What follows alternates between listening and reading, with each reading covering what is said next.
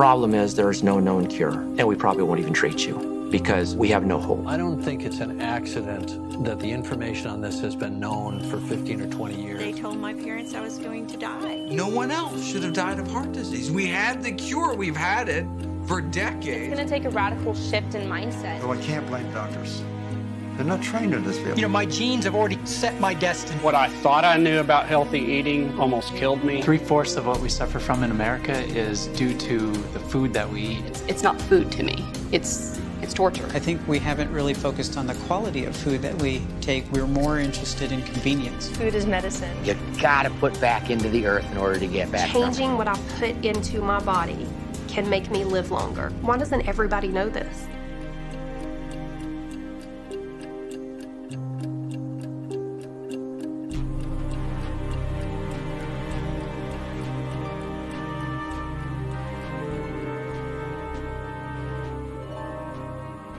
About 19 years ago, we were staying at the house, getting ready for Easter the night before, dyeing Easter eggs and making cookies and setting the table. And my father and my husband were watching television. This is hard for me, I'm sorry. And in the wee hours of the morning, I heard my mom cry out that something was wrong. And we raced up to their bedroom, and he was gone. He was 58 years old, and he was gone.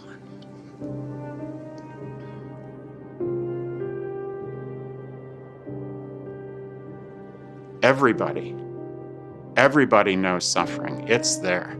People are hurting, and it's a tragedy. And it's important to me.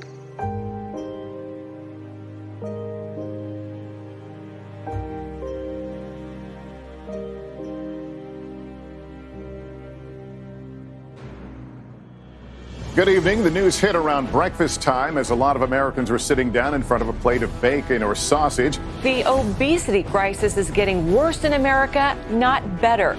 We have to cut carbon pollution in our own countries to prevent the worst effects of climate change. This undercover video shows chickens being buried alive.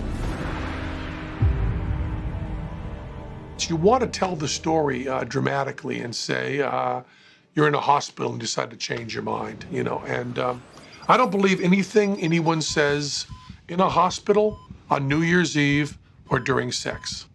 Those 3 times, all information is considered invalid. Everybody that goes to the hospital says, you know, from now I'm going to eat right, I'm going to exercise, I'm going to do all this, and they're always lying.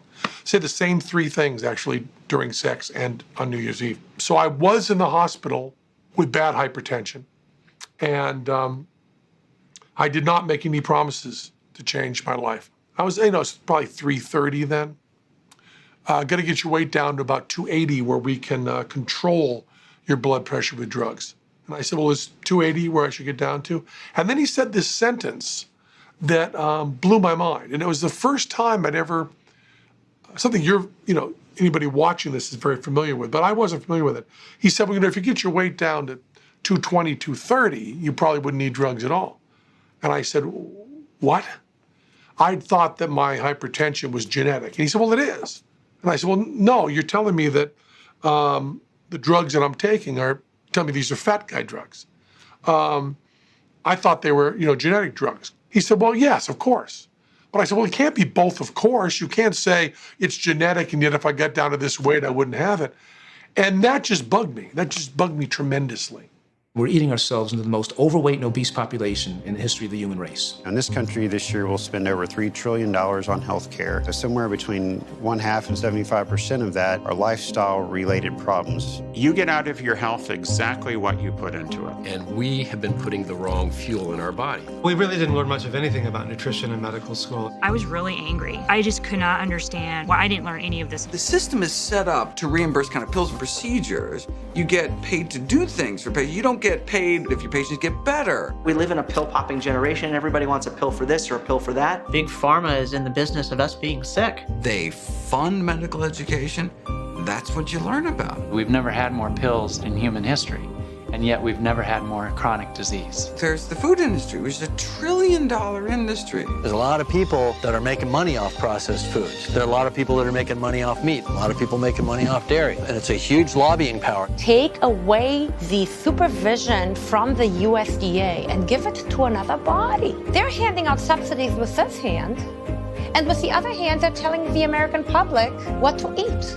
You know, they don't look at meat and say, this is full of saturated fat, cholesterol, DDT, environmental contaminants, infection. Not part of the sales pitch. Dairy is the most toxic thing people put in their body. I won't even call it food. People that are eating the standard American diet don't understand, number one, the scientific implications of that in their body, but two, they often don't understand that food has enslaved them by this addictive component. Foods are the cause of diabetes, of heart disease, of many forms of cancer, of hypertension. And if they're the cause, they can also be the solution. What is on our plate is really affecting our environment. More global warming is caused by livestock consumption than all forms of transportation combined. Something's wrong with this paradigm, and we need to shift paradigms and find out what works better. We're eating ourselves into our graves.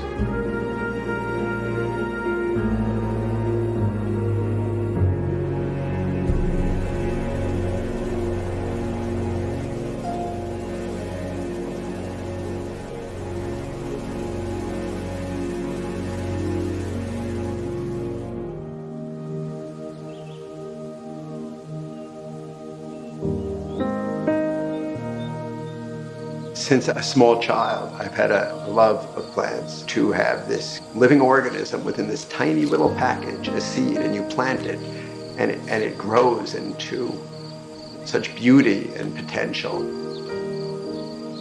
I am a product of the state of New Jersey. I went to Rutgers, the state university, got a botany degree, and then went on to the state medical school. I received standard academic training. Then went on to an internal medicine residency in Washington, D.C. at George Washington. As a newly minted doctor, my father, who was an attorney, 69 years of age, was suddenly diagnosed with end-stage metastatic pancreatic cancer. He was given a prognosis of 1 to 3 months to live, offered some standard treatment, and because there's very little success with that agent, my father decided to do nothing and just go home and prepare for death. I knew in my world that I'd come from, there was just nothing available. And even still to this day, there's very little available for pancreatic cancer. So I went to my local library and finally came across some books on food, brought these books home for my father.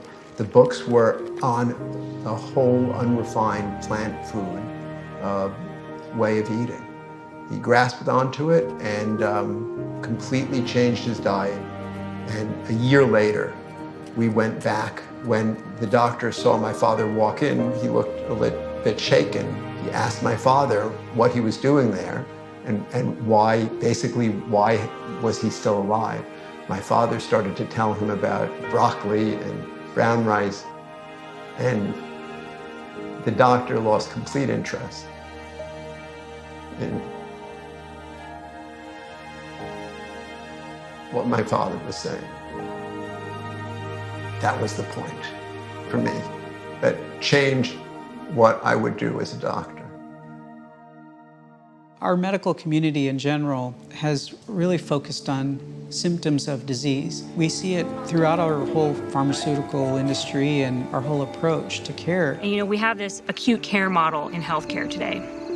And it was designed 100 years ago to treat communicable diseases and injury. And we're still trying to treat chronic disease now with that same acute care model, but it doesn't work. We're trying to treat diabetes and heart disease the way we treat strep throat with pills, but it doesn't work. I feel a little disenfranchised, if you will, to have gone through 4 years of medical school and 6 years of training after medical school and never been introduced to the idea that your health is so closely related to what you eat. When I entered into practice, I had patients constantly ask me, what should I eat, doc? How should I exercise? What should I do?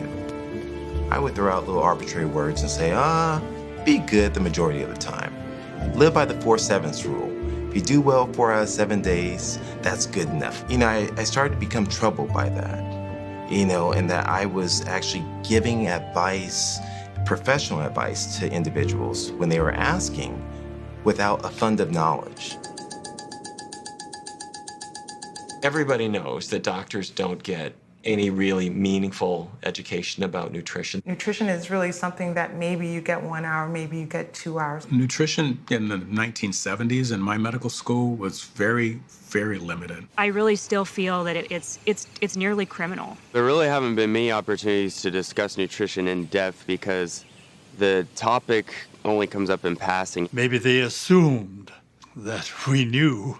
The average physician in this country has less than 20 minutes of nutrition training, period. Well, nobody teaches you anything about nutrition in medical school. What I was taught was nobody changes their diet anyway, so just, do what you can. I hate to say it, but your physician probably knows less about nutrition than you do. We're taught to treat diseases after they occur. We're not taught how to prevent them in the first place.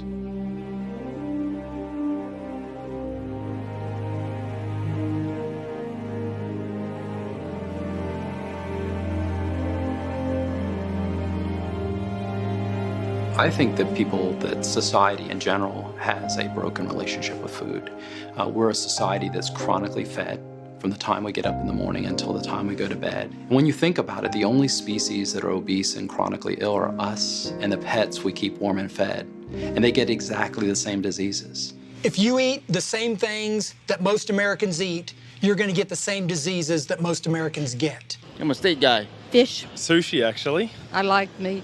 Anything protein-based. Steak, potatoes, greens. Good cheese. I don't really eat processed cheese. Lasagna. Hamburgers, french fries. Red Bull and a cigarette, which I don't need neither or. But you know what? I'm so old now, I'm just going to do it anyway. It's sad, but I think I can say this honestly. Probably 95% of America has no idea how to eat. Who taught them? Grandma? No, it's the television that's teaching them. Nutritious, delicious. Above all else, beef. It's what's for dinner. Got milk? Ah, the power of cheese. Eggs. Incredible energy for body and mind. Well, I grew up in Texas eating meat 4 or 5 times a day, and I liked it. I ate a high salt, sugar, fat, processed food, pizza, ice cream, candy kind of diet. I was pretty much a standard cholesterol-holic that grew up on a dairy and a beef farm. We loved our cheese, we loved our ice cream and yogurt and steaks and hamburgers on the grill. Grew up on a dairy farm, actually milking cows, but believing along the way that the good old American diet was as good as it gets.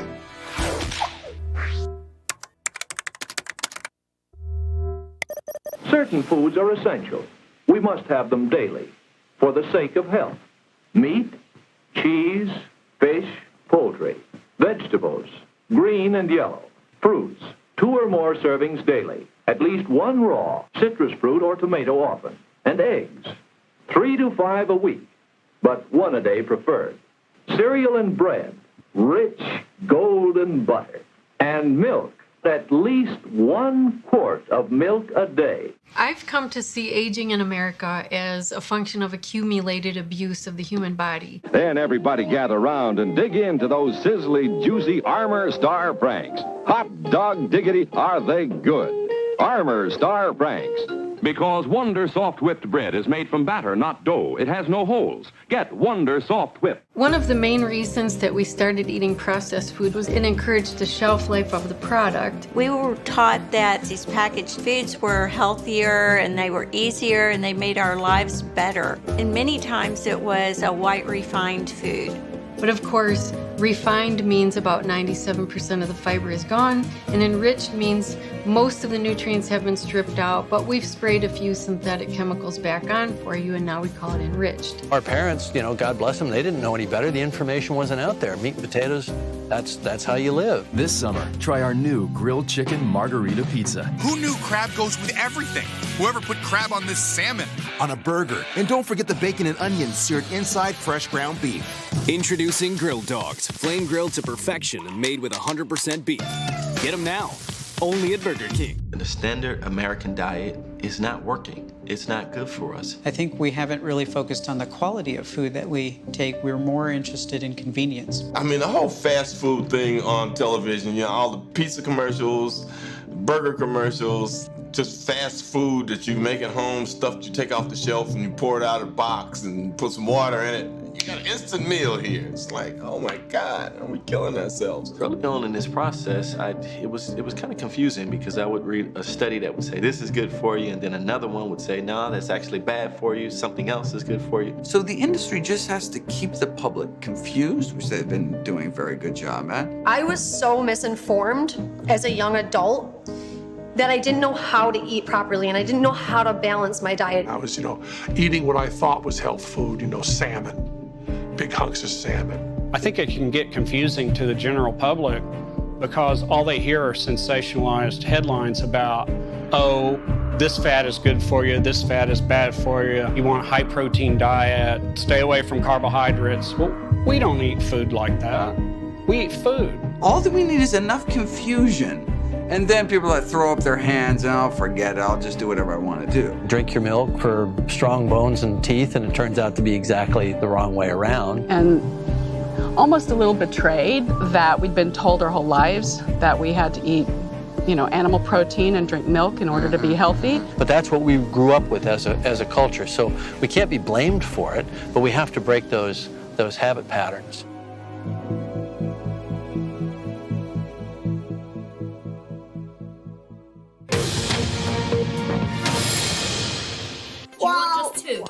Eating to excess. You've got far too many sausages, Willie. Will you put some back? There are fresh concerns about our globally expanding waistlines.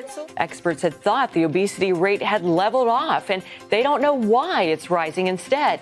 The new report also shows women have a higher level of obesity than men. The reason people get fat is because they eat fat. From my lips to my hips, the fat you eat is the fat you wear. There's unfortunately been a lot of articles written recently, mostly by non-physicians and non-scientists, saying, Americans have been told to eat less fat, they're eating less fat, they're fatter than ever, so, low fat has failed, bring out the bacon and eggs.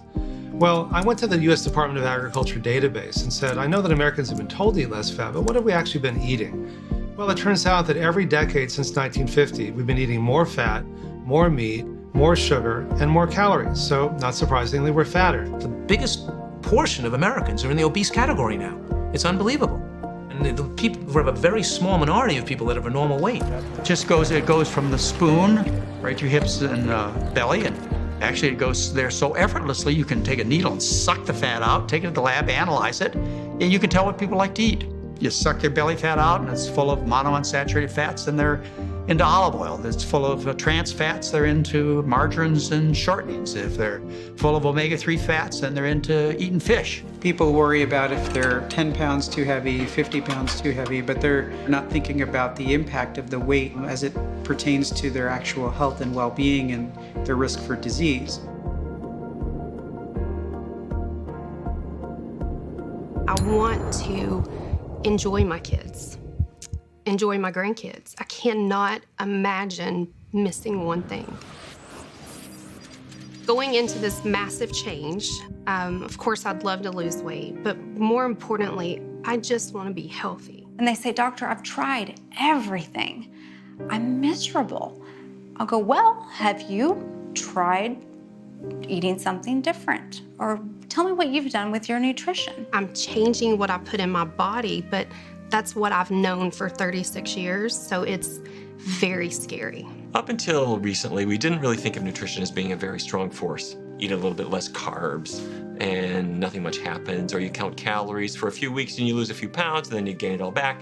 And I think people have gotten used to the idea that food doesn't make much difference. My family surrounds celebrations, sad things, bad things. Everything revolves around food. You know, you go to a funeral, and after the funeral, people get together, they eat, and they eat the same kind of things that help put the person in the casket in the first place.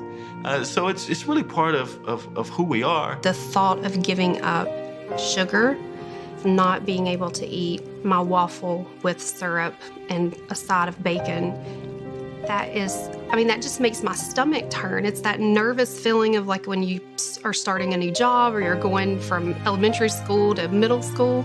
That's how I feel about changing my food. Because food is something primal.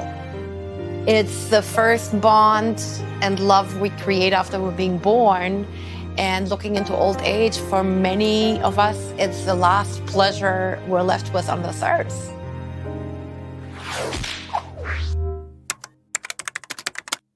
I think a lot of people understand fruits and vegetables are good for you, but they don't know how good the good stuff is, and they have no idea how bad the bad stuff is. I think the addiction to food is bigger than the combination of the addiction that people have to cigarettes, alcohol, coffee, drugs. I truly see how food can completely control someone's life, that you literally obsess over it. And it's understandable when you get in your car and you drive somewhere, how many fast food places do you go by? How many billboards do you see? You are bombarded all day long and just filled with temptation. It's like an alcoholic. I can't have one drink. I can't have that one candy bar a week because I didn't have an off switch. Most of the restaurants have very easily figured out that if you add cheese and butter and salt to everything, it tastes good. And so you come back over and over again. And the same thing is true for a lot of the snack foods and candies. They're just perfectly tweaked to be delicious. So if we just look at like the average American diet, when we put in sugar, fat, and salt into our body, a couple of things happen. First, it triggers the reward system in our brain, the dopamine reward system, just like nicotine, methamphetamine, and cocaine. So they have the same effect, creating some dependence or food addiction. Drug addicts often have this thing where they call chasing the dragon. It's the elusive first high. No other high is as good as this first high, and so they're constantly chasing it. And I've experienced that with food. Like, the first bite is so amazing, but the second isn't as amazing, and the third isn't. But I just keep eating it, whether it's the Oreos, or the chocolate chip cookies, or the ice cream, just trying to get back to that first bliss. What's sweet out in nature? Sweet potatoes, berries, fruit, healthy foods, right? And so, but now the industry uses that natural, healthy urge against us, right? They're chemists that spend their whole lives, working on the bliss point. The ripest peach in the world is not as sweet as Fruit Loops, right? Within just a couple of hours of eating these foods, it's absorbed into the bloodstream and then it penetrates our cells. Sugar causes measurable inflammation inside of our artery walls, causing damage to the lining of the artery, the endothelial cells, making us more susceptible to atherosclerosis and even more susceptible to inflammation that can lead to cancer. We also know that within a couple of hours of eating sugar, it suppresses our immune system, and it's specifically the natural killer cells that help us to fight infections. And that can suppress our immune system for 4 to 5 hours. So if we kind of understand this, Americans having sugar-based breakfast, sugar-based lunch, and sugar-based dinner, they're suppressing their immune system throughout the course of the day, making themselves more susceptible to these infections that we encounter. Realize that we are going to go through a chemical addictive withdrawal for probably 3 or 4 days, depending on the food and the frequency and the quantity at which you ate it. If you feel a little bit bloated or a little gassy or a lot gassy, or you're going with more frequency, it's not to be concerned about. Let it pass, let your body sort of work itself out. I know it's tough in the beginning. I know food addictions and I call it toxic hunger can make you feel bad when you're kind of like breaking those addictions. You could feel fatigue, you could feel weak and headachy. You could feel like you're emotionally attached to those foods and having almost a feeling of anxiety giving up the foods you've come to love. Oh, I can't live without meat. Well, yeah, you can. I always say go cold turkey, even if it's just for a short period of time. Go cold turkey for 21 days. Because the whole tapering off thing, it doesn't work with addiction. We're addicted to meat, we're addicted to dairy. There are opiates in cheeses and things like that. Plus, we're just addicted to our habit patterns that we grew up with. Imagine you're back in the 1950s, before the Surgeon General report on smoking came out, and one doctor's telling you to smoke Camels, the other doctor saying, no, smoke Luckies instead. So when 1964, when the Surgeon General report came out, they cited 7,000 studies about the dangers of smoking. 7,000. Now look, 6,000 should have been enough, right? But, it had to get to that point before it could tip. And how many people had to die until that happened? And so I think we're in a very similar situation today. My story starts a long time ago with a lot of issues with overeating, and it escalated many, many times up and down, a lot of yo-yo dieting. Finally, at 380 pounds and diagnosed with type 2 diabetes and hypertension on medication, I decided to make a commitment to a completely different lifestyle of eating. I was in my 49th year, and it occurred to me I wasn't going to see 50.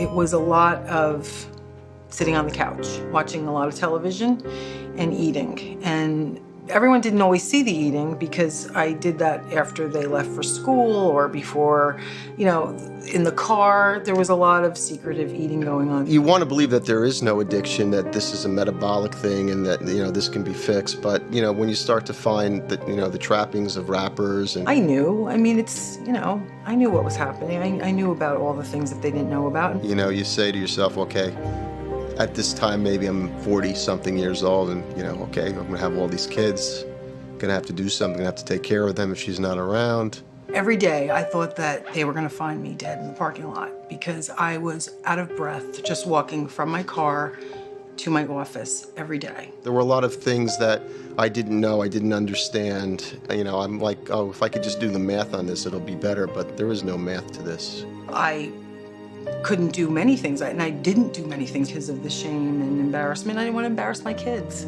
People make fun of them, but they don't exist, And they do exist. I was morbidly obese my entire adult life. Being obese sucks. You know that people are looking at you. You can only imagine what they're thinking about you, even though they're too polite. I was eating what most Americans consider to be a healthy diet with lean protein, so I was pretty much down to chicken and salmon as my protein. But we were cooking those proteins in butter and olive oil, and obviously it was not working. I had tried every fad diet that there was, low carb, South Beach, Atkins, Weight Watchers, to try to lose weight, and I discovered what a lot of people have, which is as long as you're doing these diets, they work great. Problem is, when you stop dieting, all the weight comes back and often more than you were in the first place. Wisdom is the process of finding out that your intuition is wrong. It's not easy to have to learn something that goes against your instincts. For example, people have the feeling when they're sitting in a car that they're not in danger if they don't have their seatbelt on. That was sort of the way people felt in the 1950s and 60s. So your intuition doesn't understand that you're sitting in a 2-ton vehicle going 50 miles an hour and that you are actually helpless. I thought I ate super healthy.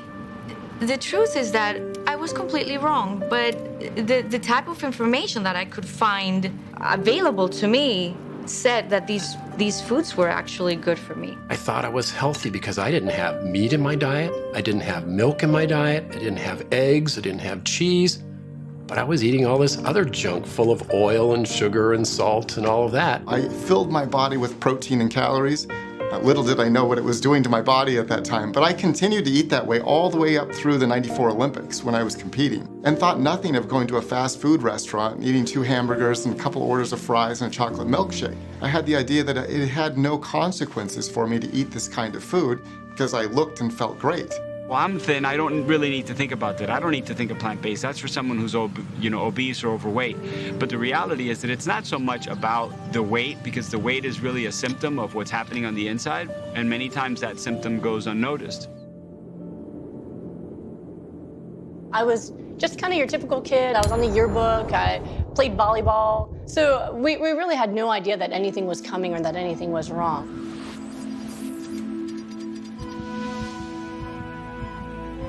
When I was 16 years old, I was told that I had 6 months to live.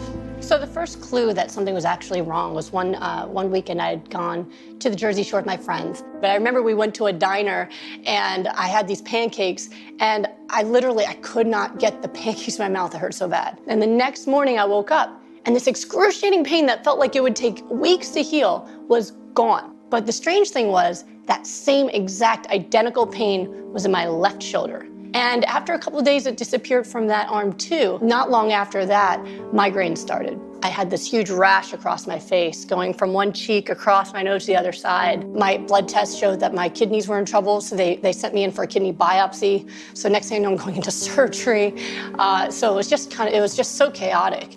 And you know, the doctor told us what happened, and they said, you know, you're in stage 4 kidney failure, and you've got 6 months if we don't do something really, really aggressive. 6 months you'll be in dialysis or you'll be dead. So I was put on high-dose steroids. It was about 7 different pills I had to take every day. And I also was put on experimental chemotherapy to try to save my kidneys. I was told I couldn't have kids. I was told I probably wouldn't live past my 50s. I'd probably be handicapped by my 30s. Well, with lupus, your immune system's attacking your own body. And so my immune system had suddenly stopped recognizing my kidneys as my own and were attacking my kidneys, trying to kill it. I'd also developed blood clots that had happened when I was in medical school. And so I was taking blood thinners because I'd experienced a mini stroke, a transient ischemic attack. And thankfully, I didn't damage my brain, but I was in a lot of danger of dying at that point if I didn't use this blood thinner for the rest of my life. Otherwise, you know, I was trucking through. I was 2 months away from graduating medical school. And then I met this most amazing person, Thomas Tadlock, and he just changed everything for me. And I went from only dreaming about a white coat to dreaming about a white dress. And the hardest thing I ever had to do was to tell him about my illness and the fact that marrying me was, you know, not gonna be long term. And he, you know, it was hard for him to hear. But he just said that he'd rather have a short life with me than a lifetime with someone else. So he would take care of me.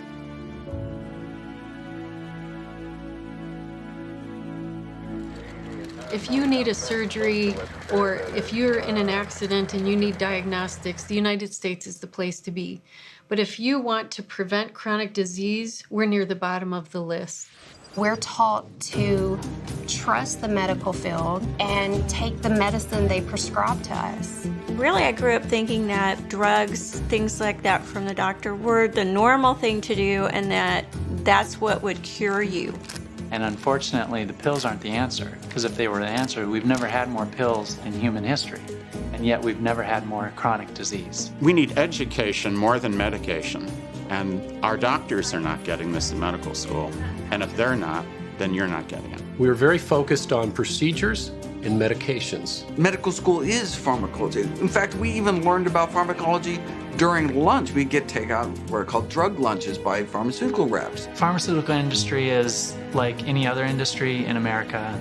They're there to make money and produce profits. They fund medical education. That's what you learn about. These medications, you don't get them for free. You pay a price for using medications, and they work as a permission slip.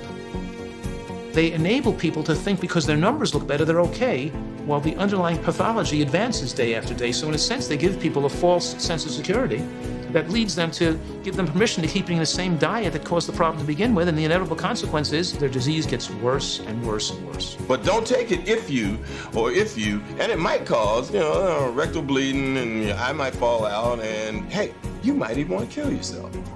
It's kind of like, really? But it's gonna make me feel better, but I might want to kill myself. I think I'll feel the way I'm feeling. I'm okay. Look, big pharma is one of the most profitable industries. The reason they're not researching new antibiotics, things that we need, is because they take it for 10 days. That's not useful. No, we want drugs you take every single day for the rest of your life, right? And what are those? Those are chronic disease drugs, right? High blood pressure medications, for example, right?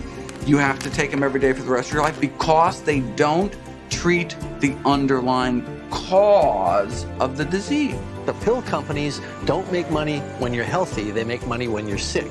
There's no profit in health. They need to keep you in that kind of zombie state in between where you're just shoveling more and more meds until you basically tap out. That's how the game works, and that's what's stacked against you. I'm skeptical about the medical community because I know they're pill pushers.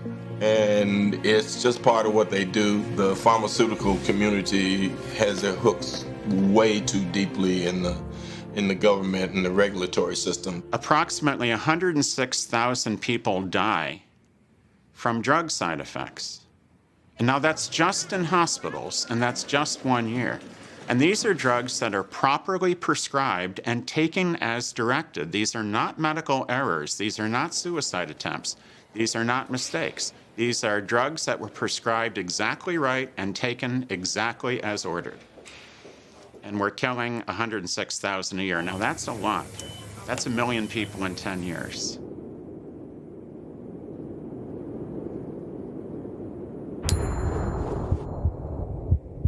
When you're young, you think you're invincible. You don't think what you're going to eat is going to really hit you down the road.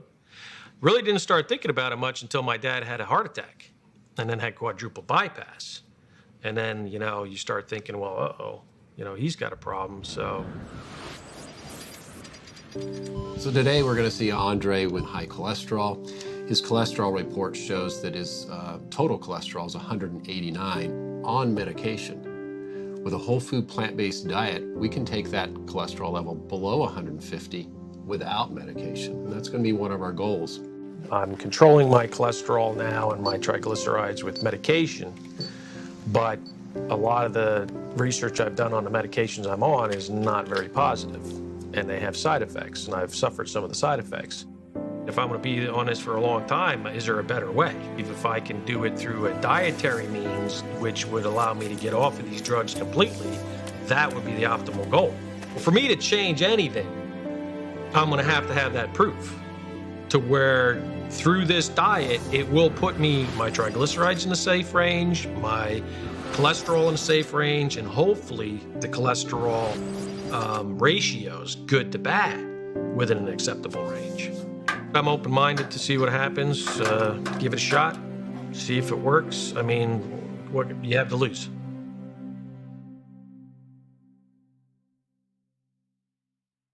Pythagoras and Socrates was talking about this in Hippocrates 2,500 years ago.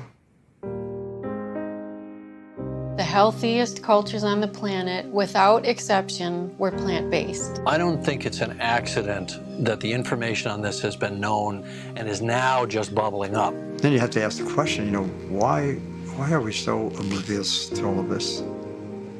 That gets you to questions concerning, obviously, governance. The U.S. Department of Agriculture, whose mandate is to promote agricultural products. I mean, that's what they do. At the same time, we put them in charge of protecting public safety by meat inspections and, nutrition guidelines. How the government's telling us what to eat is through what they subsidize. And so that's what people eat, because people eat what's inexpensive. What foods are subsidized? Well, we're going broke, so shouldn't we be subsidizing healthy food? So are we making apples cheaper? Are we out making kale cheaper? No, the subsidies go to the sugar industry and goes to feed crops, primarily to feed livestock. So you can actually get kind of below cost of production thanks to our tax dollars. We are giving billions of dollars to the livestock industry so you can make dollar menu burgers. In 2014, I had the privilege to be invited to testify in front of the USDA Dietary Guidelines Advisory Committee in Washington, D.C. Out of the 46 speakers invited, 42 represented industry. Americans who consume the recommended amounts of dairy foods are better able to meet key nutrient recommendations, including calcium, vitamin D, and potassium. In fact, it's difficult for most Americans to meet these nutrient recommendations without consuming at least 3 servings of dairy foods daily. We know quite well that a lot of these policy decisions and political decisions are being made through financial considerations with people with big money, big companies, big CEOs, and big Washington connections. And so when it comes to eat more messaging, like eat more fruits and vegetables, they come out and say it. But when it comes to eat less messaging, well, then there's a conflict, right? So what do? They don't actually mention foods, God forbid. They say, eat less saturated and trans fatty acids. Now that's wink, wink, nudge, nudge, code for eat less, meat and dairy, and that's the sources of saturated fat, particularly cheese and chicken in this country. But they can't come out and say, eat less Cheetos. They can't come out and say, eat less meat, eat less dairy. They would get hammered. Dairy is one of the strongest lobbies as far as food production in this country goes. They have the most money, and they will use it ruthlessly. There's not an asparagus lobby that I'm aware of. There's no money in telling people to put the burger down and have a broccoli spear. The USDA had an internal newsletter that promoted Meatless Monday. So once a week, for your health, for the environment, consider, reducing meat consumption. And there was such a political firestorm to that radical proposition that it was retracted within hours. I think that was just a lesson that you can't even go there. Doesn't matter what the science says. Money talks in Washington. The dogma in the nutrition industry, if you open up the fitness magazines and if you open up the bodybuilding magazines especially, is like you will never succeed unless you eat as much animal products as you possibly can. So I was terrified at first. I was like, okay, I want to be healthy, but I don't know what's going to happen. That's the first question anyone asks when you tell them that you're a plant-based athlete is like, where do you get your protein? It's funny that protein is an issue because number one, people don't know what it is. Number two, they don't recognize it in food. The whole protein thing is such a myth. It's a mainstream propaganda thing by these dairy and animal companies that throw this thing out there, that the amount of protein you need in your body. Standing in front of you, it's obviously not a hindrance in bodybuilding to eat whole plant foods.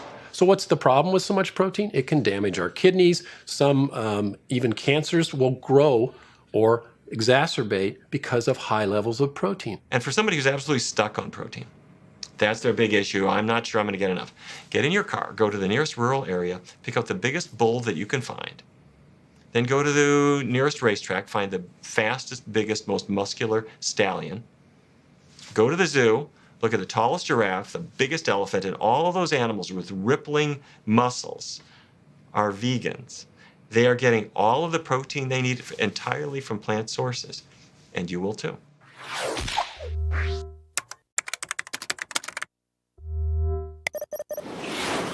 If you go back 10,000 years, you look at old skeletons, fossils, people had no cavities. People had these perfect teeth. You go back, you think, well, wait a second, they never brushed a day in their lives. No Listerine, no water pick, no flossing. Yeah, but no candy bars. I mean, so before the invention of the candy bar, they're perfect. I mean, wait, you think our bodies would have evolved to have our teeth fall out? Doesn't make a lot of sense. Okay, but so cavities are completely preventable through diet.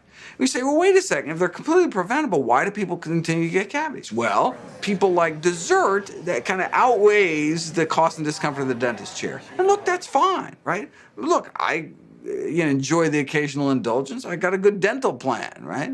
But what if instead of the plaque on our teeth, we're talking about the atherosclerotic plaque building up inside of our arteries, right? Then what are the consequences for you and your family? Now we're not talking about scraping tartar anymore. Now we're talking literally life or death. If you had told me the stuff I know now affects my health, I would have thought you were crazy. I was 57. I thought I was too young to have a stroke. When Pam and I got married, I weighed 140. As I got older, that increased about, 10 pounds a year or so. When I had my stroke, I was at 240, almost 250. He didn't know how to do anything. He didn't know me as his wife. According to my wife, I had the mentality of about a 3-year-old. Even to go to take a shower or a bath, he wasn't sure what to do. He'd just go in and he'd stand. When I had my stroke, they diagnosed that I had diabetes, and I was untreated for approximately 10 years. Pretty soon the doctor sat me down. He tore off my chart after my stress test was going on, and he says, "Do you see anything wrong with that?" And he handed it to the doctor. When that was done, they came out and said, "We need to do immediate surgery." I was pretty high risk because I'd had a stroke. And the way I looked at it, if I didn't have the surgery, I was going to die anyhow. He came through the heart surgery. He did good. But he still never got any better. I had a stroke. I had to live with that. I was diabetic. I had to live with that. And I had a basket of pills. I had to live with that. Every 34 seconds, someone in the United States has a heart attack. And in case you haven't heard, 1 in 3 women will die of heart disease. I didn't go into medicine to help people get a little bit better here, a little bit better there. I really wanted transformational change, and I was becoming disillusioned. It's the whole mindset of our medical culture. We're taught as medical students and physicians to treat the bad outcomes of our horrific health habits. I used to work every Christmas and Easter. 6 to 8 hours after that big holiday meal, we would see the strokes, we would see the heart attacks. It was just amazing. Nobody put these things together and says, dear Lord, people are eating themselves to death. My blood sugar was 441. I had 5 blockages. 2 of them were 100%, 2 was 80, and 1 was 70%. I was on 13 pills a day and 2 shots. I had 7 stents in my original right coronary artery. They just kind of dismissed that it was anything to do with food, that it was more family genetics, that I had a double whammy because I was diabetic. Since the days of Hippocrates, there's almost been a basic covenant of trust between the caregiver and the patient that wherever possible, the caregiver is going to share with the patient what is the causation of the illness. And today in cardiology, generally that's just not being done at all. Not at all.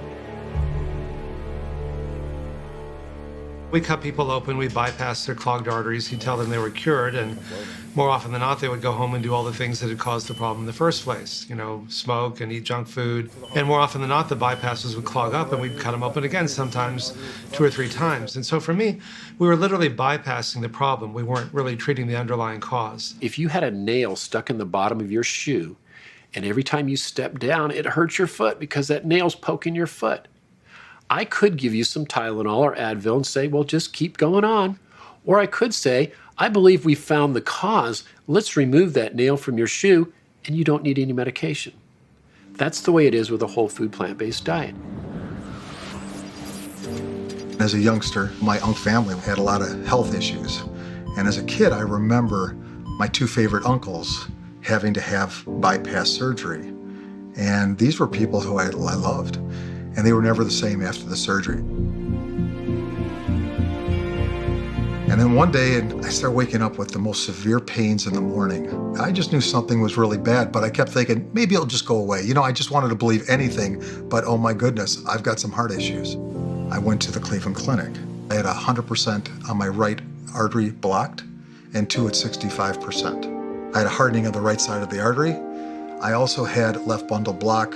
I had an enlarged heart, I had leaky valves. I was a real mess. Even though we tend to think of advances in medicine as being a new drug or a new laser or something really high-tech and expensive, in our studies over the last almost 40 years now, we've used these very high-tech, expensive, state-of-the-art scientific measures to prove how powerful these very simple and low-tech and low-cost interventions can be.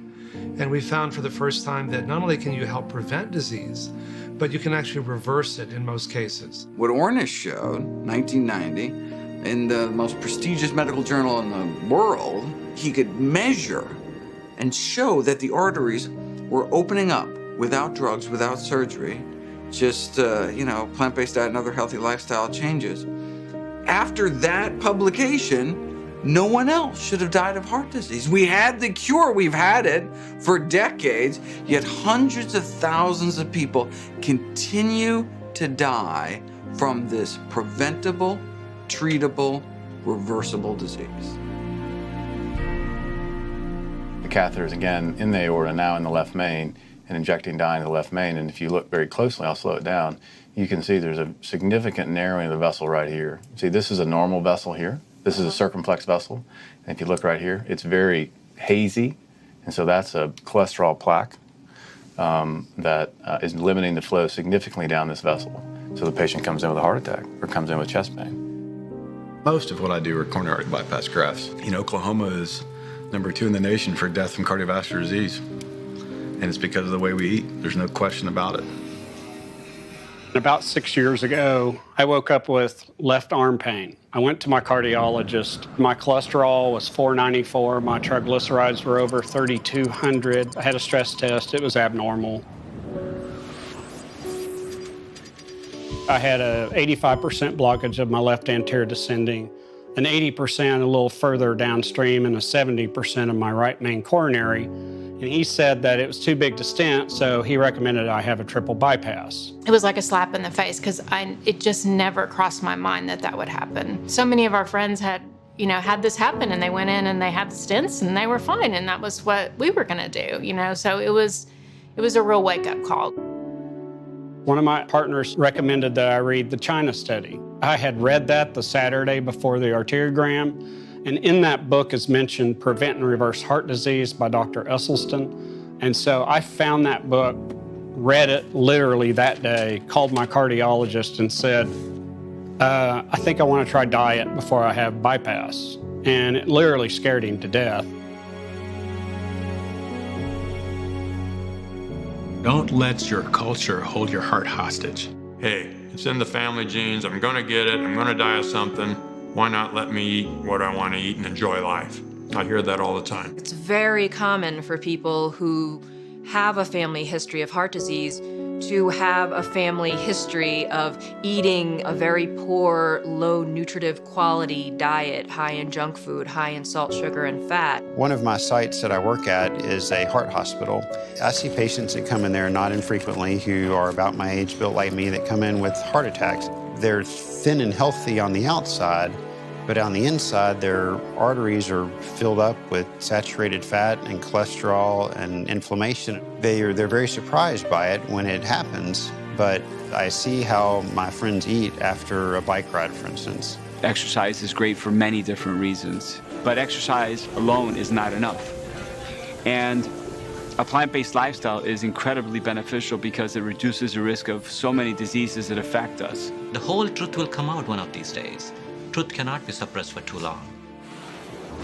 Erectile dysfunction to a urologist is ED, but when a cardiologist hears ED, that's early death.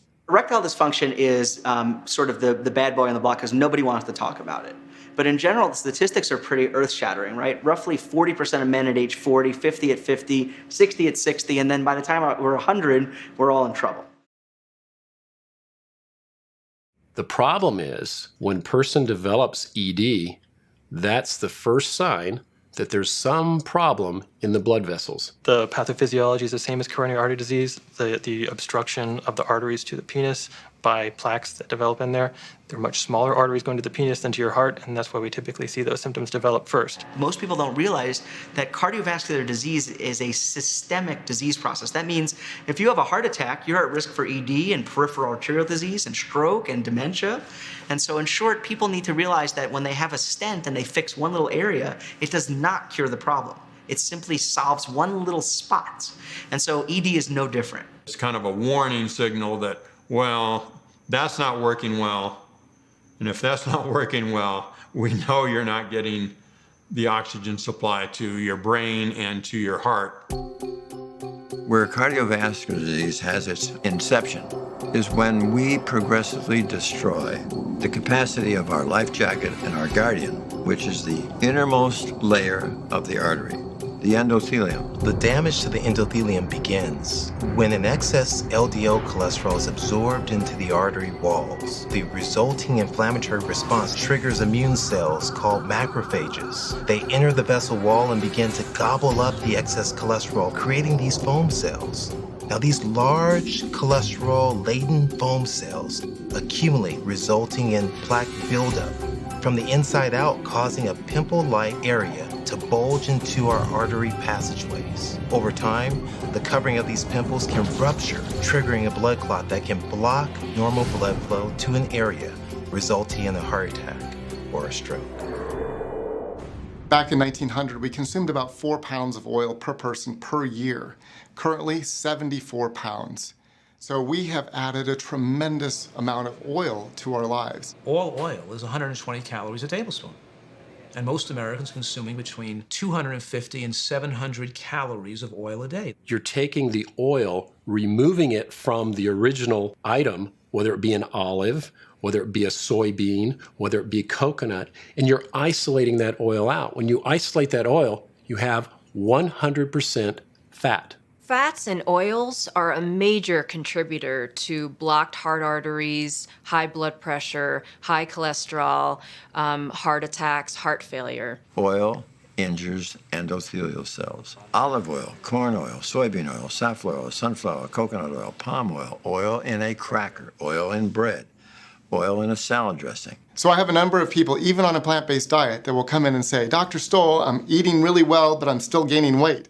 And my first question to them is, well, how much olive oil, coconut oil, etc. are you using in your diet? When they start to add it up, sometimes they're adding 5, 6 tablespoons a day. So here we are, 600, 700 calories they're adding to their diets, and they don't realize it because they're adding in oils that they assume are healthy. There aren't some special oils you can buy that are health promoting. They're all processed foods with almost no levels of micronutrients and phytochemicals in them, with no fiber. Coconut oil is 90% saturated fat. Lard is 43% saturated fat. The coconut oil miracle is that it's still on the market. And so when we just hear little clips on the news, maybe on the internet, says olive oil's the way to go, we grab onto that. And unfortunately, it's bad information. Here I am, I'm just out of recovery from the heart catheter, and he looks at me, he says, I think I'd like you to meet Dr. Caldwell Esselstyn. He was my mentor at medical school. Sure enough, the next morning he gave me a call. He said, I want you to read this book, Prevent and Reverse Heart Disease, and call me back. There is hard science out there that you can halt and reverse this disease with nutrition. There's a common feeling that, patients won't do that. Well, nothing is further from the truth. I read it, and within a few days I called him back, and I said, I'm in. I'll do whatever you want me to do. When folks are willing to change their, 50, 60, 70-year-olds worth of habits, it's amazing watching cure for the first time in my career. I really believe that diet is the primary way that we need to change things. I've been now plant-based for almost 3 years. What it's done is, at that time, my cholesterol was 310. Today it's at 143. Plant-based nutrition has allowed me to have more energy than I've ever felt in my life. The body is a natural self-healing machine, and disease is unnatural, avoidable, and in most cases reversible with superior nutrition. What I thought I knew about healthy eating almost killed me. One moment, I was eating meat with every meal. The next moment, whole food, plant-based, a very drastic change overnight. Within 6 months, my cholesterol was down to 115. My LDL was 15, which was as low as they could measure. My triglycerides had fallen to 175. The last time I had my cholesterol checked, it was 96, and my triglycerides were 97. And there's not a drug on the planet that can do that.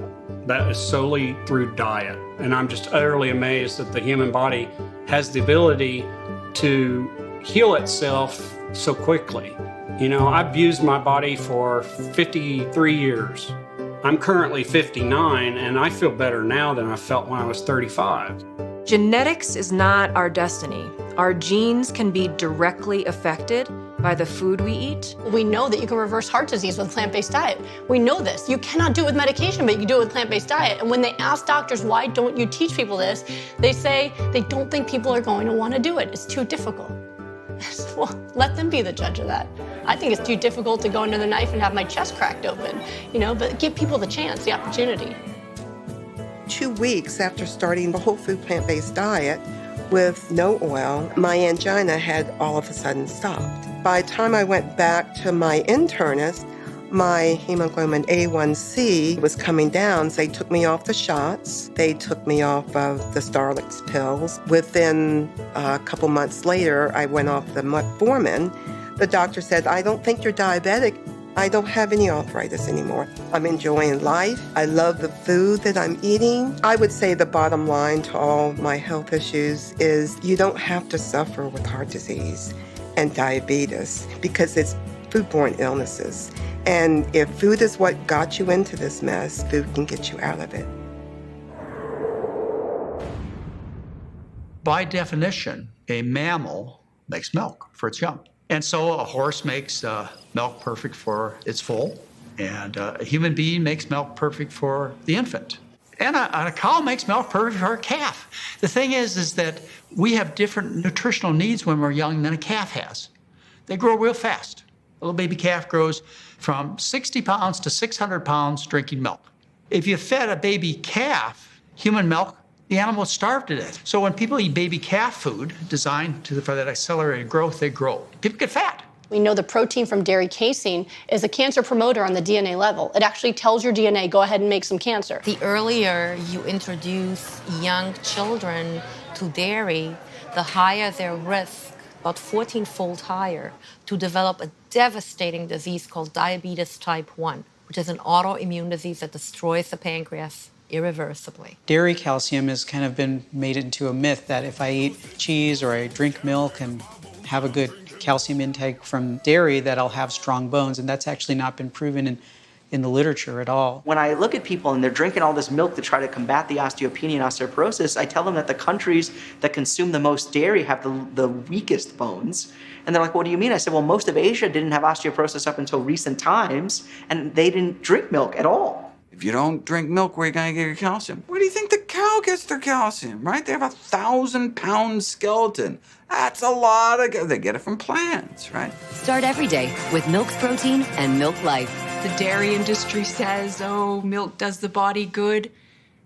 We're believing advertising. We're not believing truths. In 1999, I had that wake-up call. I was diagnosed with both breast and cervical cancer. So the doctor said, you've got to have a mastectomy next week. You got to have a hysterectomy immediately. You got to have chemo. You got to have radiation.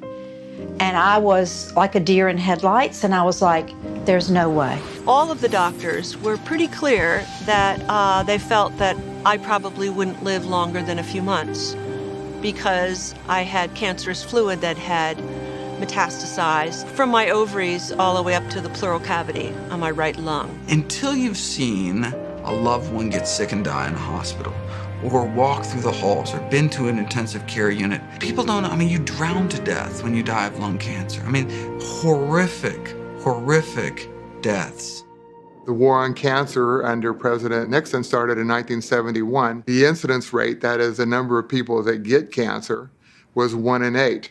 The survival rate was about 27, 28%, which means a little more than 70% of the patients died. Just a couple of years ago, the National Cancer Institute published their latest figures. The incidence is much higher, and the survival rates are basically unchanged, around 31, 32%. It's a travesty that people continue to suffer and die when we have the tools, we have the knowledge, the system is such, it just doesn't reward that kind of behavior. It doesn't make anybody money. I think that the assumption there is that there's a rational, helpful, benign process that's running the show in government, and there isn't. So what's running the show is a vicious free-for-all, and that nobody's really interested in helping Americans get healthy. Nobody makes any money sending you home to eat your vegetables and drink your water. And I think that's probably the base root of the whole problem. In our morning rounds, how where you live affects your odds of surviving cancer. New government data shows people in the South have the highest risk of dying from cancer. Kentucky ranks #1. Cancer, as defined by modern medicine, is essentially a wild, erratic cell that's growing without control. And it's very active metabolically. First up, chemotherapy is standard for most breast cancer patients. I think the whole chemotherapy industry is very sad. It's based on an assumption that I find to be flawed. The way that cancer is assumed to work is once started, progressively gets worse because of certain events that come along, like mutations. Therefore, that leads to the idea, well, how do we treat people with cancer? If we can't get those cancer cells to go back and being normal, what are we going to do? We're going to kill them. And how best to kill them except to create some chemical that can zap those tumors. That's called chemotherapy. And chemotherapy is not working for the most part. The focus on cancer seems to be early detection. And we have Breast Cancer Awareness Month. I would like to see Breast Cancer Prevention Month. And that could be for all types of cancer, not just breast cancer. My mom and aunts had breast, cervical, uterine, or ovarian cancer. They did the surgery, the mastectomies and the hysterectomies. They did the chemo, they did the radiation, and I really saw what that did. I saw that not only did it not heal, but it made the situation worse. And I was convinced that many of the people that I loved the most in the world had actually died, not as a result of being diagnosed with cancer, but as a result of all of those treatments. Why do chemo, surgery, and radiation not do well for the most part? Because they do nothing to change the root cause. The biological terrain, the culture medium, if you will, that any disease will grow in is not functioning properly. It's conducive to growing a cancer cell, for example. Conventional medicine looks at the tumor and says, okay, that's the disease. I don't. I look at the tumor and say, that's a symptom of the disease. In our research, for example, we showed 40 years ago, we could have a model and we could turn cancer on and off, and it doesn't have anything to do with the mutations. I went to see Dr. Joel Furman, who, to my good fortune, was my primary care physician. And he examined me and we talked, and I just decided, well, it's not going to hurt to ask another person, you know, if there's a chance that I'm going to get through this. And I said, do you think I'm going to survive this? And he said, yes, I do. And I said, that's wonderful, because you're the only one who has said that. You don't have to be sick. You don't have to wait in line for a terminal illness. There's something you can do about it, and the time to start is now. The motivating factor for me to adopt a whole food plant-based diet was I didn't want to die.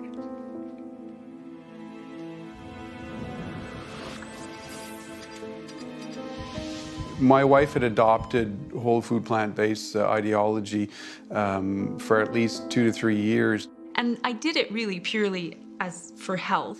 I had dragged the family along fairly successfully.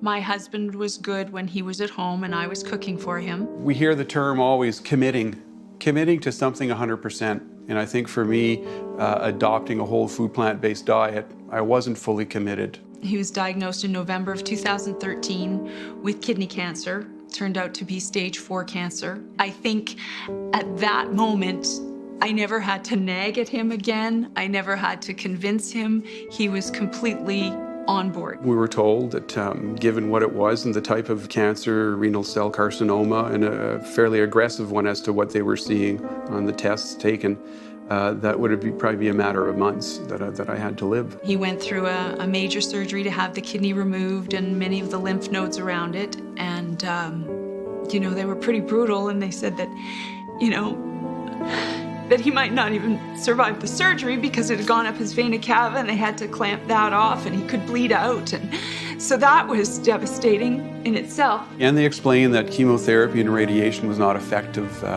in controlling or healing or working with renal cell carcinoma. And they said there was current research being done with respect to immune therapy drugs. He recovered really well from the surgery rather quickly. He was accepted into a trial study, and it was an immune-boosting therapy, and we went down to Vancouver for that. And after the 3rd treatment, it attacked his liver. So they explained to us that this liver attack, the side effect from the drugs, and the rates that my liver was battling right now could be a fatal episode. So he was dismissed from the study because it doesn't look good to kill your trial patients, so they basically sent us home to recover from that. There's no way. I'm not gonna do surgery, chemo or radiation. He said to me, what do you mean, no? You don't have a choice. He said, you'll be dead in 6 months. I said, well, I'll tell you what. If I'm not dead in 6 months, I'll come back to see you. Conventional medicine uses the term of 5 years survival of a cancer without a recurrence of the same cancer. You might have another one, but without a recurrence of the same cancer is considered a cure. For me, it really isn't. For me, a cure is when the patient lives the rest of their life, as long as they don't mess up and start doing the bad lifestyle choices that they had. We did a nationwide survey of a total of 6,500 families. And what came out of that was supporting what we had done initially. And that was the moment in that process we turn away from vegetables and fruits and grains which we learned had to be the whole form, the intact kind of form. And we put in all the animal foods and all the processed foods, we're making a big mistake. Animal protein can turn on cancer. And the protein that we were using primarily was the main protein of cow's milk. When you are eating super inflammatory foods, you're eating dairy products, you're eating meat, you're eating eggs, you're eating all these inflammatory foods, processed foods, all these oils you shouldn't be eating, and then you add to that pesticides and all these chemicals that we know can potentially cause cancer, now you're in the perfect storm.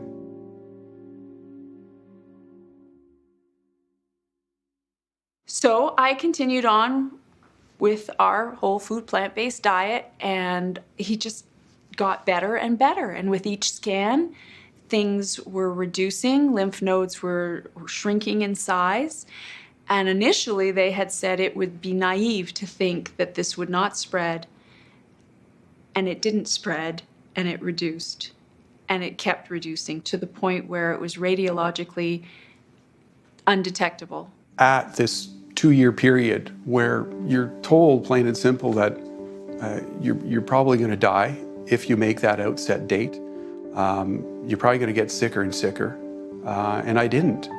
And I got healthier and healthier and healthier. And at 2 years, when he should have died, according to them, he went back to work, full time. I've never been this healthy in my whole life. And I'm carrying on. What has brought me here this far, this healthy and the way I am, has been adopting whole food plant-based. There's no two ways about it. My friends and family didn't believe me. They didn't approve. My doctor didn't like it. But when that 6-month mark came, I made that phone call. I want an appointment. When they ran all the tests, and I was completely cancer-free, some of the things that I found from those tests he ran, not only did I not have cancer, but rheumatoid arthritis that I was diagnosed at the age of 27 with, that the doctors had told me then, you could be crippled by this. You could end up in a wheelchair. You're going to have to take drugs for pain management on this. It was gone. I had always had these problems with eczema, psoriasis. My skin looked better than ever. And from a little girl, I was diagnosed with all kinds of allergies. For the first time in my life that I could remember, I had no allergy.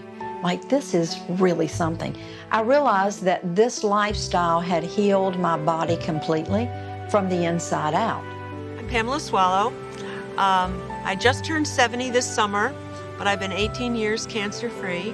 I was diagnosed in 1997 with metastatic stage 4 ovarian cancer. My prognosis was horrible, but not everybody's right all the time, and I was determined to live, and I have, and so could you.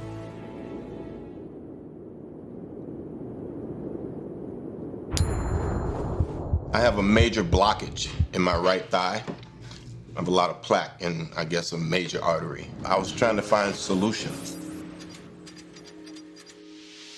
When I was shooting Captain America in Cleveland, I was going to the Cleveland Clinic, and while I was there, the doctor asked me about the blockage, and then she started telling me about this doctor that could possibly help me, and we went to have lunch with Essie and Ann.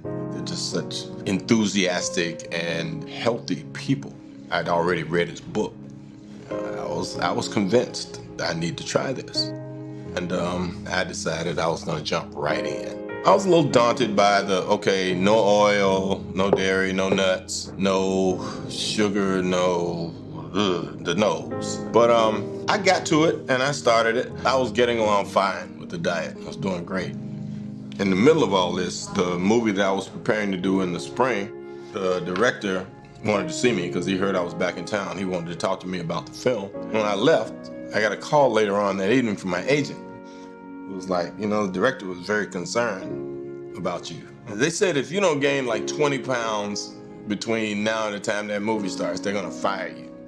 So, contrary to my health needs, I went back to flesh and not just plant-based diet. I gained the weight back like wham. It just came right back just the way I lost it. My leg cramps came back. I started to snore again. I don't pop up out of bed as energetically as I used to. My regularity changed. My susceptibility for catching things changed drastically. I get tired after I eat. It's just really trippy, you know. It's like, is food supposed to give you energy? I eat now, and it's kind of like, I can nap. You know, it's like, so my digestive process is very different. I know that at some point I'm going to go back to it because I know how to do it, and I know how I felt when I was doing it, mainly because I know I could do better for myself.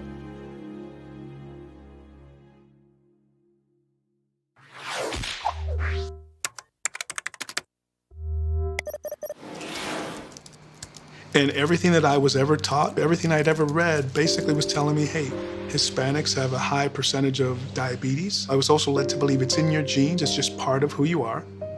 I was a fast food junkie. My body was telling me, you need that sugar, you need that fat, you need that salt. And so I was going through the drive-thru all the time.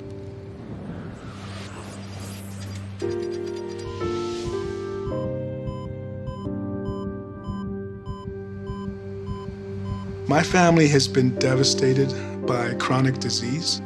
My mother was diabetic. She had a kidney transplant. She was legally blind.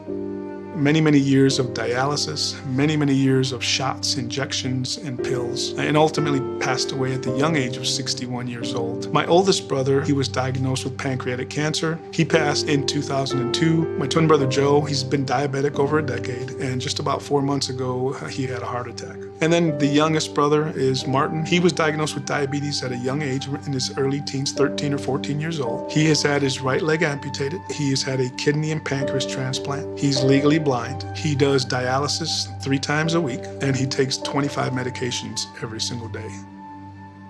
And I was headed down that same path at the age of 43, taking 2 insulin shots, 2 oral medications for diabetes, a high blood pressure medication, as well as a high cholesterol medication. I even asked my doctor, I said, will I ever get off this insulin? And he flat out told me, no, you're going to be on insulin the rest of your life. I was very upset. I was actually quite pissed off because I'd seen what this had done to my family, and now here I was.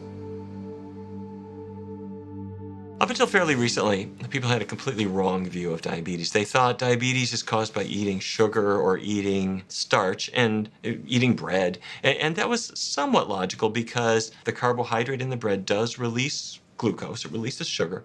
And so it will make your blood sugar rise. But it turns out that was never the cause of it. Type 2 diabetes is caused by the buildup of tiny microscopic fat particles in the muscle cells.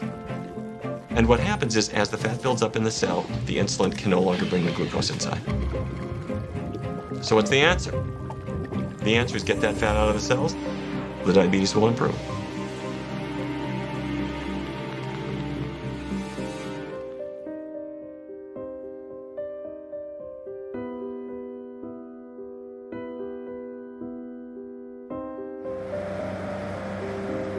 Most of us have no idea where our food comes from. I started to question where that food was coming from and how that food was raised. I never made the connection really between what was on my plate and then that was once a living, breathing animal. Once I made that connection, I didn't want to have any part of it. I don't see animals as food anymore. I see it as complete suffering. And I want people to know that that animal didn't just naturally die and then they package it and it becomes food.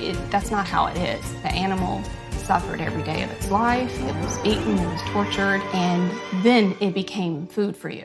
The plight of farm animals is more than ever something that really matters to me. But what also surprised me was how many basic human rights violations exist with the humans in addition to what's happening to the animals. A lot of milk that we drink actually has a lot of pus or white blood cells in it, largely because a lot of these animals are not treated as well as they ought to be. You don't have to take a life in order to sustain yours. Every time we're purchasing something, we're voting with our dollar. So if you choose to eat animal products and you choose to take your dollar and vote for cruelty and harmfulness and death, you're part of the problem then. You're not part of the solution. I knew right then and there that I didn't want to be part of anything that promoted cruelty. Informing the public to the truth about what humans are supposed to eat is going to be vital for the future of our health, the future of the environment, the future of animal welfare, and the future of the finances of this country. Sustainability is becoming more and more an issue. So it's not just the health of people, not just cruelty to animals and whatnot. It's actually an issue of survival. People are not making the connection that what they're eating is really affecting the environment. Over a third of the land mass in the world is taken up by livestock agriculture. If you look at all of the animals that are being raised for consumption, it totals around 70 billion. Livestock are basically black boxes of inefficiency, right? You pour in huge amounts of feed, of protein, of energy, water, and these animals have the audacity to breathe and move around and waste energy and live their lives. And then only about half of them you can eat, the rest is skeleton and skin. I mean, it's just like huge amount of resources to get these tiny kind of scraps from them when we could just be eating the food direct, cut out the middle moo. We're having a big water shortage in California now. They're rationing water. Long showers, 40 gallons of water. Short showers, 20 gallons. One burger is 4,000 to 18,000 gallons of water to make a third of a pound burger. 75% of the deforestation taking place in the Amazon is because of animal agriculture. We're raping the land, is really what we are doing. We are taking everything out of the dirt that we want to have in the dirt, the microbes, the organic matter. We are headed towards our dirt not being viable to grow anything. Most people don't understand that the biggest contributor to greenhouse gases, more than all transportation combined, planes, trains, boats, automobiles, is animal agriculture. We need to do something right now to start reversing global warming. Well, I can do something about that right now. I can just stop eating animals. So when you start thinking of world hunger and you start thinking about all the water that's being wasted and transportation, not to mention the cruelty, you start looking at it from a bigger picture and realizing that your dollar that you're voting with doesn't just affect you, it affects not only your fellow human beings, but also your planet. So when you start to educate yourself, not just about the way that you feel and about the way the people around you feel, but when you really start to take it all in and you've just started to lean in, oh, you're in all the way. The formula is clear. You want to eat the foods that promote good health. You want to avoid the foods that contribute to poor health. Basically, we don't eat anything with a mother or a face. Like most people, I kind of walked away from there going, well, what do you eat, So what is whole food plant-based? It's a food that comes from the ground. It's less altered by man. It's less processed by man. Like fruits, vegetables, whole grains, and beans. And nuts and seeds to a lesser extent. We're not talking about unhealthy plant-based eating. We're talking about whole foods. I take away all their meat and all their dairy and all their oil, and they look at me, they go, Dr. McDougall, I got nothing to eat. There's nothing for me to eat at all, nothing. And I say, yes, there is. And then I show them the key, which you have to know, or you will fail. I show them the starch. I say, well, do you like potatoes? Oh, I love potatoes. Beans and lentils and vegetables you didn't even know existed, and even fruits from other countries. Turnip, collard, mustard, kale. Greens, beans, onions, mushrooms, berries, and seeds. Black beans, brown rice, salsa, avocados, quinoa. Bok choy, Swiss chard, kale, collards, collard green, beet greens, mustard green, turnip greens, Napa cabbage, Brussels sprouts, broccoli, cauliflower, cilantro, parsley, spinach, and arugula, and asparagus. You got it. Always eat too much. Stuff yourself on those berries. They feel good. They feel good in you. They give you energy. You don't have to drink anything. They get so much liquid in them, they feel great. That's one food I love. Spinach or collard greens. You ever think you'd ever say collard greens? I say collard greens. Mustard greens. Where's Jeb? Where's Granny? All of a sudden, Ellie Mae Clampett. You start saying things like the Clampetts when you eat like this, I'll have some mustard greens, some collard greens. 3 pounds of those, steamed, and then like this much apple cider vinegar.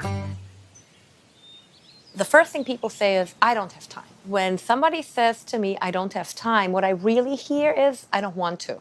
If tomorrow I'm going to be diagnosed with cancer, I don't have time for that. But I will have time to do chemo, radiation, surgery, recuperation. The hardest part about changing your diet and your health is just deciding to do it. Oh, plant-based diet, I don't think I'd like that. Well, you think that long enough, you probably won't try it. Don't you remember when you were little and Mom put something on your plate and said, well, just try it? No, I don't want to try it. Well, just try it. It's like riding a bike. You like the idea, you want the outcome. You can read about the technique all day long, but at some point, you've just got to get on the bike and find your balance. And once you find your balance, you just glide. And it's so freeing So I started, and I started very seriously. I started every meal, 3 meals a day, which consisted mainly of fruits and vegetables, some nuts and seeds, and it worked. And in about 6 months, I lost 120 pounds. And then over the course of maybe another 6 months, I lost another 100 pounds, so I lost 220 pounds. The diabetes went away within weeks, and the hypertension also went away. I started to feel great. She's got so much energy today, I can't really keep up with it, to be honest with you. Recently, I was lucky enough to have an echo done by my coworkers, and she was overwhelmed by what she saw on my echocardiogram. There were no blockages, there's no plaque. The elasticity in my heart is excellent. And she said, we don't really see hearts like this. The number one thing that she said was, Susan, I'm convinced. I see what you eat every day, but this, for me, as a echocardiogram sonographer, this is what sells me. I have reversed disease. The damage that hypertension does to your heart and type 2 diabetes, it was reversed in the last 5 years from eating this way. The first thing I noticed was that I didn't have all those greasy dishes. And then I noticed that my food bill was lower. And then I noticed that I felt better. After all, if you have all those greasy dishes, think what the inside of your intestine must look like. The vast majority of the world subsists on rice and beans for fractions of what we pay for food. The thing people have to understand is that it is not expensive to eat a healthy, whole food, plant-based diet. Sure, if you go out to restaurants or buy vegan processed food, it is. But where I live, in the ethnic markets in the area in Los Angeles, a pound of beans are 49 cents. And you get it, cook it in your pressure cooker, you're done in 10 minutes. For me, I'm not buying meat anymore. I'm not buying dairy anymore. When in season, I can go to my local farmer's market. And when I explain to them, they ask for how can I do this really? And I say, well, you can actually buy a 25-pound bag of brown rice for $25. You can buy a 20-pound bag of whatever your favorite bean is for $20, and a bunch of fresh frozen vegetables for 99 cents a bag. And you have meals for a month for 2 people for $60, $70. And they look at me like, oh, I never thought of that. You're not eating the cheeses and the meats and the eggs, and so the average family is going to save a lot of money. Plus, you're not going to be in the line at the pharmacy counter as much. And if diet changes can start to cut that down, you're saving serious money. We went in and ransacked our pantries, our refrigerators, our freezers, start emptying things out, taking out all the things with the oils, the sugars, the processed foods, got rid of the meats. From one day to the other, our lifestyle changed completely. We threw away everything we had, and we went to the store and bought new food, and we started. By the time we got from the TV room into the kitchen, he said we shouldn't have any more animal products in our house. I was like, yay! We just switched like that, and Yeah. and then there was a moment where we said, well, what about the children? I said, it's not a democracy. They're just along for the ride.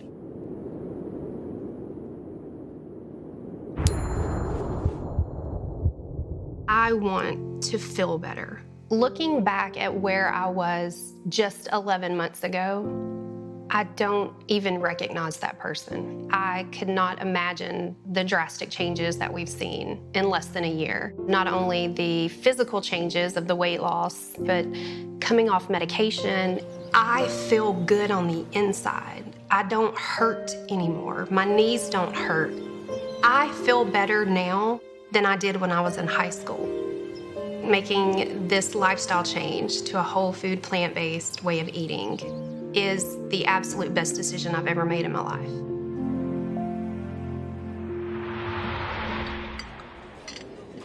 It's not so much about trying to invent a new way of life, but rather discovering the foods that are right here in front of you. So it's about shopping in the produce department. It's literally about knowing which aisles to walk down in your supermarket, which stuff to grab, and which stuff to just keep walking right past. The first priority is to eat whole, unrefined plants and to avoid animal-sourced foods and foods that are processed. A fresh roasted beet. Oh.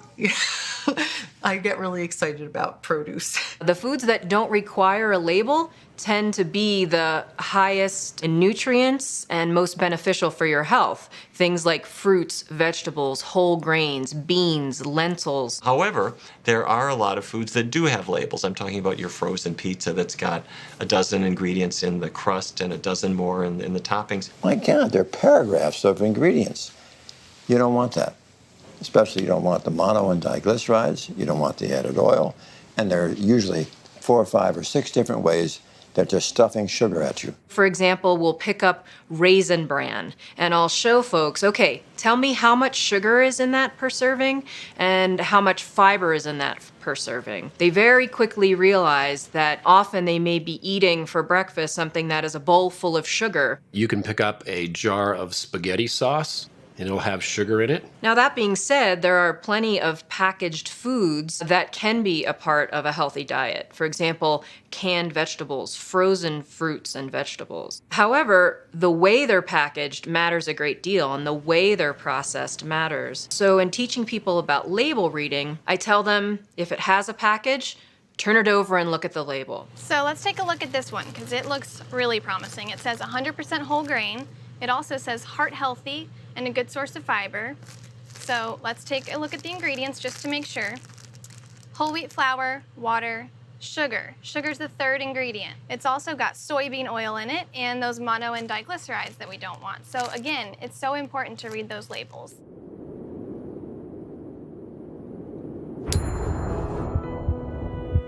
With nothing to lose, we decided to just try it out and see how things went. And so we decided to do it for a month, and the pounds just started to fall away. I think I lost 14 pounds that first month. So over the course of the next 18 months, I proceeded to lose half of my body weight for a total of about 130 pounds.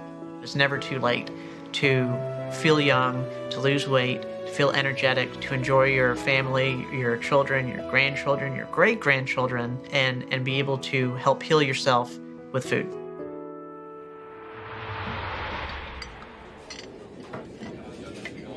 I am so satisfied. I love my food. I eat so many different things now, and I try new things. Like, I never would have tried Indian or Ethiopian or Thai, and they're my favorite, and I would have missed those had I not become plant-based. With plant-based cuisine, we can create all the flavors, textures, satisfying feelings that you always want from a meal. Let's demystify this notion that if you are a plant-based eater, you are giving up everything.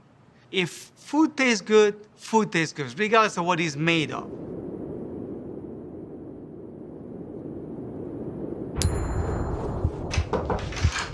Hi, good morning. Hey, Doc.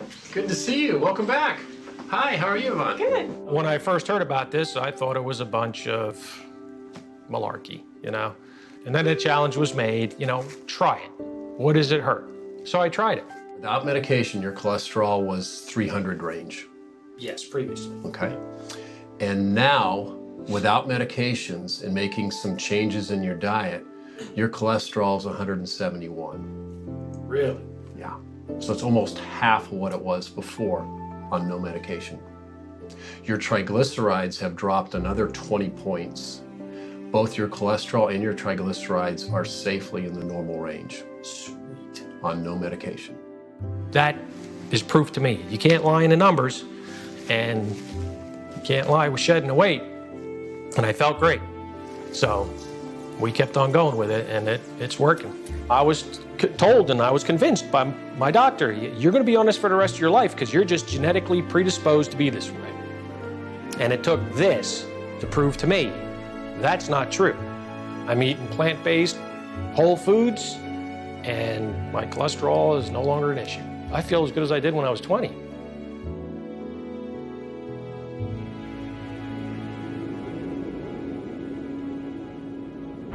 A lot of people think that when they go plant-based, it's going to be really difficult and the cooking's going to be really involved and involve 15 to 20 ingredients, but it's not. One of my favorite things to make is my garlic Alfredo sauce. It's just 7 ingredients. Basically just start out with chopping some onions, chopping some garlic, throw it in a little bit of vegetable broth on a pan, saute it for about 8 minutes until all the broth is evaporated, and then you just add it to your blender, and you're going to want to add the cooked vegetables, the remaining broth, which is another cup, I have a half a cup of cashews. Now, if you don't have a high-powered blender, you're gonna have to soak your cashews for about 5 to 6 hours. Otherwise, they're gonna turn out gritty, and you don't want that in your sauce. You're gonna want it thick and creamy and smooth. A 1/4 cup of nutritional yeast. That's gonna give it a depth of flavor and a little bit of cheesy undertone. 1/4 teaspoon of black pepper, a half a teaspoon of salt, and 1 tablespoon of lemon juice. Blend it up, and you got some delicious Alfredo sauce, and pour it over some cooked pasta. And everybody's gonna be shocked that there's no dairy and there's no butter or cheese in it. It's really, really delicious. It's just as rich as traditional Alfredo sauce, but it's actually good for you. It's about just being creative. It's about not so much seeing roadblocks, but rather seeing the opportunities that come with these new aspirations that you may have. There are 3 reasons to eat out. 1, you don't have to do the dishes. 2, the ambiance. 3, companionship. You never go out to eat to further destroy endothelial cells, okay? Everybody says, well, gosh, Dr. Esselstyn, it's so hard. Aren't they going to have some of these places have oil? Yeah, all of them. When the waiter or the waitress comes to your table, you turn in your seat, take your glasses off, look them squarely in the eye. You must understand that I am deathly allergic to a single drop of any oil. Now, you get creative. Can I have part of this item on the menu mixed with part of this and put it together? Then the chefs are really actually, if you just ask the question, they're very excited to create something for you. We have to be that change. We have to be the ones to ask, and hopefully soon enough demands that we have organic, plant-based foods in restaurants across the country. We adopted this lifestyle on December 3rd of 2011. Within days, 3 to 4 days, I start to see my sugars plummet, and I'm seeing my weight drop anywhere between 5 to 7 pounds per week. My psoriasis went away. My heartburn, I've not had heartburn since I adopted this lifestyle. And I'm Mexican, I love spicy food. I eat jalapenos and spices, Indian food.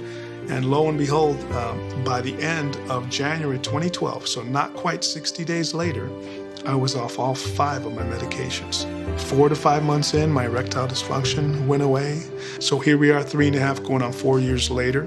My health continues to be normal. My A1C levels, my cholesterol levels, my blood pressures. I'm healthier than I was even 20 years ago. So when my wife and I adopted a whole foods plant-based lifestyle, we basically changed the trajectory of my family's future.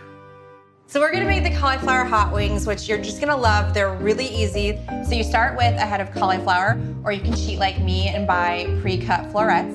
Just set those aside and whisk together 1/2 cup of plant-based milk, such as soy milk or almond milk, 1/2 cup of flour. I'm using chickpea flour today, but you can use any flour that you happen to have. Whisk in some garlic powder or some onion powder, or even cayenne if you want it to be hotter, or a little nutritional yeast. Then pour your almond milk into your flour and mix it so it forms a batter. Take each floret and dip it into the batter and shake it off just to coat it. Put it on your baking sheet. Bake it for about 12 minutes at 450 degrees, just until it's golden and fork tender.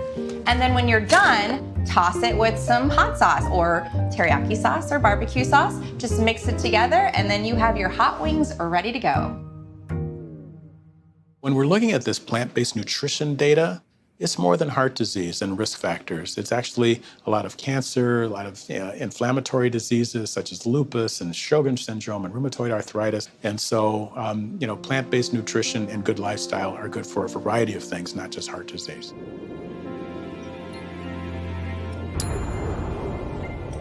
At the time, my husband was working for MTV, and he was helping recording artists get really fit for videos, And I said, I want to look like one of them.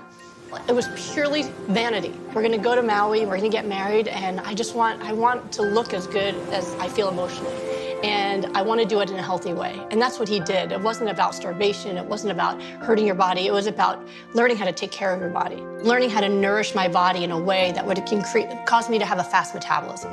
And most people think about fuel in terms of these big building blocks like protein and carbohydrates and fat, but that's not what it's about. It's about vitamins and minerals and phytonutrients and enzymes and things that your cells actually need.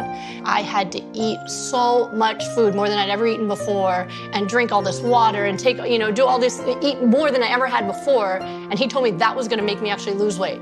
So even though I was skeptical, I did it. And in the 4 months, not only did I go from a size 10 to a size 3, but I was really fit, and I'd felt the best I'd ever felt in my entire life. I had no more aches and pains. My joints felt great. I was energetic. When it was time to get my blood tests and everything, I didn't really think it was gonna affect them because that wasn't possible. I just, I thought this was just something that improved how I felt. And so I told my husband, well, whatever this is that you did, I'm gonna eat this way from now on because I feel so good. When I got my next round of blood tests a few months later, all the lupus indicators were negative. The doctor had a medical student with him and he said, this woman alleges to have lupus, but we're not finding any evidence of it. Maybe there's just an error in the test. Go have your wedding, come back, and we'll test again. And we tested again a few months later, and now even the antibodies for the clots were completely negative. And my blood pressure was coming down to that of an athlete. And my genetically high cholesterol that I was told I could do nothing but blame my parents, that's what my doctor had told me as a kid, that was completely normal and in fact optimal. And that's what's happened ever since then. And right now I'm sitting here and it's been 10 years since that first negative blood test, and there's been no sign of lupus coming back in spite of me continuing to go on and not only expose myself to those things they said I shouldn't, like going out in the sunshine, but also having 2 children. I have continued to actually get healthier and stronger as the years have gone by.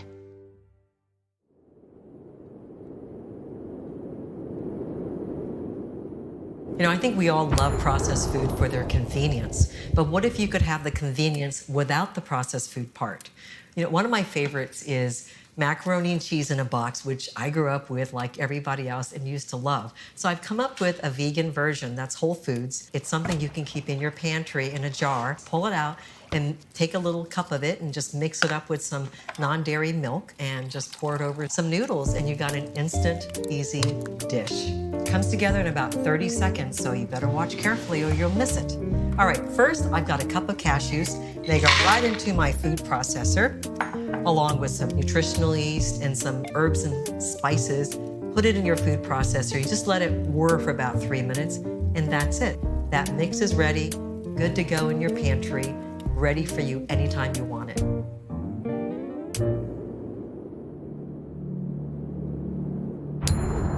After about 2 weeks, the things I noticed was I had a lot more energy. I could walk a lot further and I could walk a lot faster.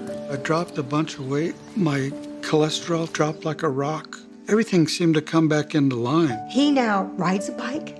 We go for long bike rides. When I got out of the hospital, I don't know how many medications I had, and I'm off all that now. He walks miles and is giving Greg back to me.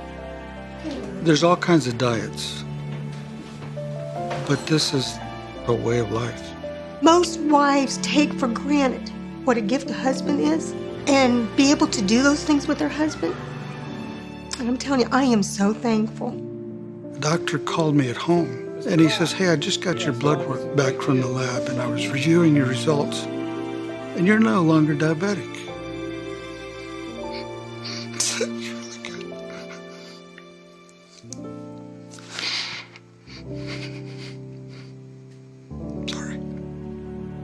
We've had this astonishing experience that we've lived through, and it's kind of shaken us awake as far as what's important in life. That's what so many of us in healthcare want, is to make these changes in people's lives.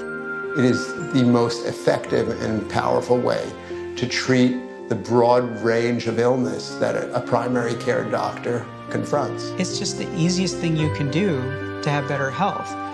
It's low-hanging fruit, literally and figuratively. I did not know how bad I felt until I felt good. I'm sure there are times in my life when I was younger that I felt better, but there's no time I remember feeling better. You will lose weight. You will lose your high blood pressure. You will lose your diabetes. You will feel better. You lose your risk for stroke. You lose your risk for dementia. So there are side effects. Dr. Esselstyn entered my life at the worst time in my life. And I felt like he was a godsend. My life changed. It's the single best thing I've ever done, by far. I believe that my chance of getting coronary artery disease is 0. Whole food plant-based nutrition is indeed the answer to the healthcare crisis in America. It's all about sustainability of the mind, of the body, and of the planet. Change doesn't come from the leadership down. The leadership only changes when people wake up and demand that change. You know, today is a different day. Today is a new opportunity to live the life that you want to live. Not just the one that you're living, but the one that you truly, really want to live. 2 weeks, 3 weeks, all you gotta do is try it. There are people in the world that do it for ethical reasons. There are people that do it for health reasons, and there are people that do it for environmental reasons. And ultimately, it doesn't matter why you do it, because it's a win-win-win. I've been in medicine for over 30 years, and for the very first time, I can truly look someone in the eye, and I can say, I can heal you. Realize that there are people who love you, who need you to do this because they need you in their life as well. It's the best thing that ever happened to me. It saved my life, saved my marriage. I'm very proud of her. This is progressive medicine. This is correct medicine. This is where medicine should be. The vegetables and the fruits and the whole grains and the beans, those foods have power that you never imagined. And it's time to put it to work. Come on. What's on your plate?